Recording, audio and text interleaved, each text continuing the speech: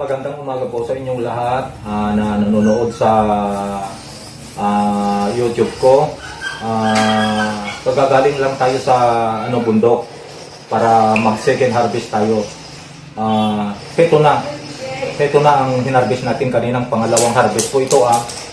Bali yung nagtamnan natin 11 meters. Nung nakaraang hapon, bali 3.5 lang po. At saka ito, titignan natin kung ilang kilo ang kilo nito. Ito na yung mag-ready na kaming magbaging. Tignan ninyo, napakasarap ng ganito. Ganito ang napakasarap. Ang isang kilo ng ganito po ay 500 po. Ang isang kilo ng ganito. Yung hindi pa hindi pa bumuka. Yung ganito tignan nyo ang sasarap, parang karne.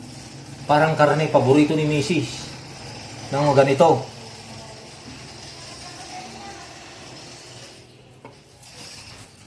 Kaya inaninyayahan po kayo. Natin siya da. Inanyayahan po kayo para kung gusto nyong bumili ng binhi po ng kaputi, may ibibigay akong number sa inyo kung gusto nyong magtanim. At tuturuan po kayo kung paano magtanim ng kabuting saging. Gumagawa ako ngayon ang mga binhi natin. At ipapakita ko sa inyo yung ginawa natin at meron pa tayong gagawin na binhi.